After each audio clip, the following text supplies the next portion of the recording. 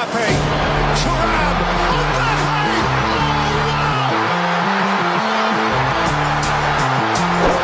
He is an awesome force of nature! የአውሮፓ ሻምፒየንስ ሊግ መንገዱ መልኩ ምን አይነት ነው? ትልቁ ጆሮ ዋንጫ መቀመጫ ላይ ደርሶ ከፍ አድርጎ ለመሳም መንገዱ ምን አይነት ነው? ከፍተኛ ጥንቃቄ የሚጠይቀው የአውሮፓ ቻምፒየንስ ሊግ የዋንጫ ጉዞ ምን መሆንስ አለበት? አርሰናል፣ ባርሰሎና፣ ሪያል ማድሪድ፣ አስቶን ቪላ፣ ፒኤስጂ፣ ኢንተር ሚላን፣ ባየር ሚኒክና ዶርትሙንድ ለዚህ ክብር ተፋልመዋል። ማንን ሊረታ ይችላል? የዋንጫ መንገዱስ ምን አይነት ነው? ይህ ሌጀንድ ስፖርት ነው። ገጹን ላይክ፣ ሼር፣ ሰብስክራይብ በማድረግ የተለያዩ አዳዲስና ታሪካዊ መረጃዎች ይድረሷችሁ። Mbappe, Thuram, Mbappe! የአውሮፓ ቻምፒየንስ ሊግ የሩብ ፍጻሜ ጨዋታዎች ከዛሬ ጀምሮ ሊደረጉ በተያዘላቸው ቀነ ቀጠሮ አማካኝነት የእንግሊዙን አርሰናል ከስፔኑ ሪያል ማድሪድ፣ ባየር ሚኒክን ከኢንተር ሚላን በሚያደርጉት ፍልሚያ ይጀምራል። ይህ የሩብ ፍጻሜ የመጀመሪያ ዙር ጨዋታ ለዋንጫ ለሚደረግ ጉዞ በር ከፋች ነው። እናም ከፍተኛ ጥንቃቄ የሚሻ ስለመሆኑ ግልጽ ነው። አርሰናል ማድሪድን ሲገጥም፣ ፓሪስ ሴን ጀርመን ከአስቶን ቪላ፣ ዶርትመንድ ከባርሰሎናና ባየር ሚኒክ ከኢንተር ሚላን ፍልሚያቸውን ያካሂዳሉ። ግን አንድ ጥያቄ አለ። ማን ለዋንጫ ክብር ይበቃ ይሆን? ማንን ያሸንፋል? ቀጥለን የምናነሳቸው መረጃዎች ለጉዞ ተጨባጭ ሆኖ አሳማኝ ጉዳዮች የምንመለከት ይሆናል። ይህ ሌጀንድ ስፖርት ነው። የዋንጫው ጉዞ ወሳኝ ፍልሚያ ጅማሩ። በዚህ ሂደት የአውሮፓ ሀያላን ክለቦች ወደ 16ቱ የተቀላቀሉበት ሂደት አጠቃሎ ጀምሯል። ፒኤስጂ ከሊቨርፑል፣ ክለብ ብሩዥ ከአስቶን ቪላ፣ ሁለቱ የማድሪድ ክለቦችን ጨምሮ አርሰናል ከፒኤስቪ ኢንዶቨን በ16ቱ የጥሎ ማለፍ ፍልሚያ የተገናኙ ቡድኖች ነበሩ። ባየር ሚኒክ ከባየር ሊቨርኩሰን፣ ፌኖርድ ከኢንተር ሚላን፣ ቤኔፊካ ከባርሰሎና፣ ዶርትሞንድ ከሊል በጥሎ ማለፍ ሂደት ለዋንጫ ጉዞ ለመፋለም የበቁ ግን ደግሞ ከነኚህ ውስጥ የረጅም ጉዞ አካል የሆኑት 8 ክለቦች ብቻ እንደ ስንዴ ተበጥረውና ተለቅመው በግማሹ ተቀንሰዋል።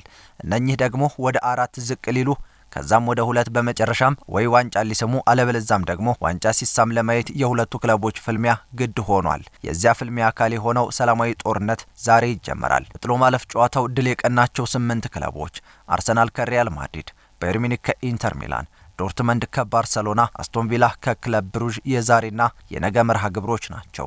እነኚህ ክለቦች ሲፋለሙ ማን ምን ሊገጥመው ይችላል የሚለው መነሳትና መፍትሄው መሰጠት የሚገባው መሰረታዊ ነጥብ ነው። ሊቨርፑል ሳይጠበቅ ከውድድሩ ሲሰናበት አሰናባቹ የፈረንሳዊ ክለብ ፒኤስጂ ለዚህ ይበቃል ብሎ አልተጠበቀም ነበር። ግን ፒኤስጂ ከሩብ ፍጻሜ የተሻለ አሁን ላይ ለግማሽ ፍጻሜ አለበለዛም ለዋንጫ ክብር የሚያስብበት ወቅት ላይ ስለመሆኑ ወቅታዊ ብቃቱን በማንሳት መናገር ይቻላል። በሩብ ፍጻሜው የ1982 የአውሮፓ መድረክ አሸናፊ አስቶን ቪላን የሚያስተናግድ ሲሆን የኡናይ ኤምሪው አስቶን ቪላም ቢሆን ከ46 ዓመታት በኋላ ወደ አውሮፓ መድረክ የተመለሰ ረሃብተኛ ነውና በቀላሉ እጁን ይሰጣል ተብሎ አይገመትም። ከ1983 በኋላ ለአስቶን ቪላ የመጀመሪያ ሩብ ፍጻሜ ፍልሚያው ሲሆን ኡናይ ኤምሪ የኢሮፓ ሊግ ስፔሻሊስቱ በዚህ ክለብ አሉና ህልማቸው ትልቅ ነው።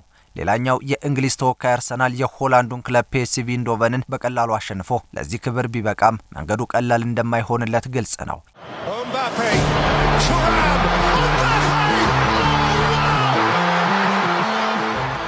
የመጀመሪያው ዙር የሩብ ፍጻሜ ፍልሚያ ዛሬ ሲጀመር ዛሬ 2 ጨዋታዎች ነገ ደግሞ 2 ጨዋታዎች ይስተናገዳሉ። የግማሽ ፍጻሜ ጨዋታዎች በሚያዝያ 29ና በሚያዝያ 30 ሲካሄዱ የግማሽ ፍጻሜ ጨዋታ የመልስ ግጥሚያዎች ደግሞ በግንቦት 6 እና ግንቦት 7 2025 እንደ አውሮፓውያኑ የዘመን አቆጣጠር ተደርገው ለዋንጫ ፍልሚያ የሚቀርበው ክለብ ማን እንደሆነ ይለያል።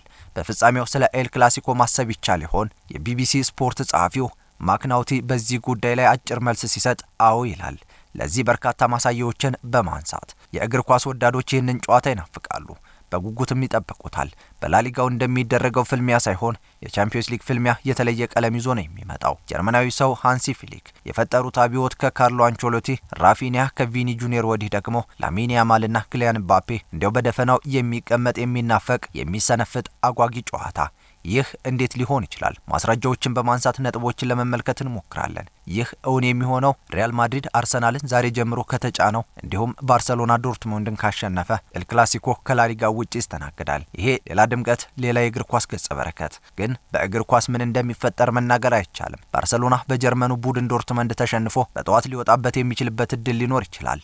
ወዲህ አርሰናል የ2005-2006 የውድድር ዓመቱን ታሪክ ደግሞ የጋላክቲኮውን ስብስብ አንገት ሊያስደፋ እንደሚችል መተንበይ ወይንም መናገር ከባድ ቢሆንም ግን ሊሆን ይችላል። የእንግሊዝ ክለቦች እርስ በርስ በፍጻሜው የመገናኘት እድላቸው 0 ነው።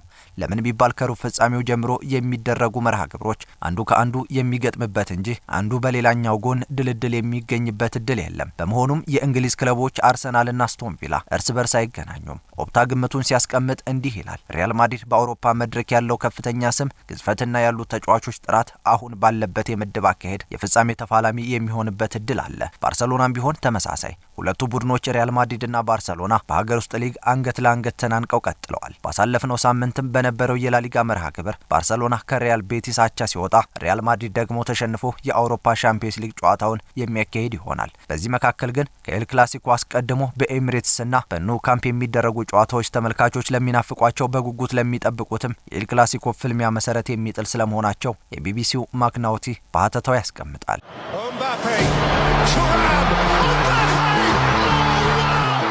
የሀገራቱ ሊግ ደረጃ በአውሮፓ መድረክ ለመወከል ዋና መስፈርት በሆነበት በዚህ ወቅት አሁን ላይ ከስፔን ውጭ ያሉት ክለቦች ትልቅ ግምት እየተሰጣቸውም አይደለም። በተለይ በርካታ ክለቦችን የሚያሳትፈው የዓለማችን ጠንካራው ሊግ የሚባለው የእንግሊዝ ፕሪሚየር ሊግ፣ ይህ ማለት አርሰናልም ሆነ አስቶን ቪላ የዋንጫው ባለቤት መሆን ቀርቶ የዋንጫ ተፋላሚ መሆን የሚችሉበት እድል ጠባብ እንደሆነ ቁጥራዊ መረጃዎች ያሳያሉ። በፊፋ የሀገራት ሊግ ደረጃዎች ኮፊሸንት መሰረት እንግሊዝ 5 ክለቦችን በአውሮፓ መድረክ እንድታሳትፍ እድል ቢገኝም የመጨረሻው ግምት ግን ወደ ጥቂቶቹ አመስኗል። ጣሊያን፣ ስፔን፣ ጀርመንና ፈረንሳይ እንደ ቅደም ተከተላቸው 3-4-3-2 ክለቦቻቸውን የሚያሳትፉ ሲሆን 2 ክለቦች ብቻ በማሳተፍ እድል ያላት ፈረንሳይ በፓሪስ ጀርመን ተወክላ እስከ መጨረሻው ድረስ ልትጓዝ የምትችልበት እድል እንዳለ ኦፕታ ግምቱን አስቀምጧል። ስፔን በ4 ክለቦች ስትወከል ከ4ቱ ክለቦች 2ቱ በሩብ ፍጻሜው ተፋላሚ ናቸው። ምናልባትም ቢያንስ አንደኛው ለፍጻሜ ተፋላሚ መሆን እድልም አላቸው። 15 ጊዜ በመድረኩ የነገሰው ሪያል ማድሪድ ለ16ኛ ዙፋንና መንበር አሁን ይፋለማል። በተጫዋቾች ጥራት ጥያቄ የማይነሳበት ማድሪድም ሆነ እንደ አዲስ የተወለዱት የካታላኑ ሰዎች የዘንድሮ የውድድር ዓመትን በቀላሉ አይመለከቱትም። ባርሰሎና የላሊጋውን ዋንጫ የማንሳት የተሻለ እድል ያለው ሲሆን የብራዚል ብሔራዊ ቡድንን ይረከባሉ ተብለው የሚጠበቁት ካርሎ አንቸሎቲ ደግሞ የክለብ ቆይታቸውን በዋንጫ ለመደምደም የግድ 16ኛውን ክብር ማሳካት ይኖርባቸዋል። ከፈረንሳይ ፓሪስ መነሻውን አድርጎ በነጻ ዝውውር ገበያ ሳንቲያጎ በርናቦ የደረሰው ክሊያን ምባፔ በሕይወቱ ማሳካት ከሚፈልጋቸው ድሎች አንዱ የአውሮፓ ቻምፒየንስ ሊግ ዋንጫን ማንሳት ነውና ሎስ ብላንኮቹ አራስ ነብር መሆናቸው የሚቀር አይመስልም። ይህም በዛሬው የጨዋታ መርሃ ግብር የሚታይ ይሆናል። የአውሮፓ ሻምፒየንስ ሊግ የዋንጫ ጉዞ ሻካራ ወይንስ ደልዳላ? በእርግጥ አሁን ይህንን ለመናገር ጊዜው ገና ቢሆንም ለአንዳንዶቹ ቀና ለአንዳንዶቹ የኤቨረስትን ተራራ እንደሚወጡ የሚቆጠር ፈተና ሊገጥማቸው ይችላል። ይህ ከይቻላል እሳቤ ያለፈ መሆኑ የማይቀር ዕጣ ፈንታ ነው። የአውሮፓ ሻምፒየንስ ሊግ መንገድ መልኩ ምን አይነት ነው? ዛሬ ምሽት ጀምሮ እንደ መስታወት ፈንተው ብሎ ቁጭ ብሎ የሚታይ ይሆናል። አይኖች ሁሉ ወደ ፍላይ ኤሚሬትስና ወደ አሊያንዝ አሬና የሚያማትሩ ይሆናል። ይህ ሌጀንድ ስፖርት ነው። እንደዚህ አይነት ወቅታዊና ታሪካዊ መረጃዎች እንዲደርሷችሁ ይህንን ፔጅ ላይክ፣ ሼር፣ ሰብስክራይብ በማድረግ ይወዳጁን። ጥንቅራችን አበቃ። ቸር ቆዩልን።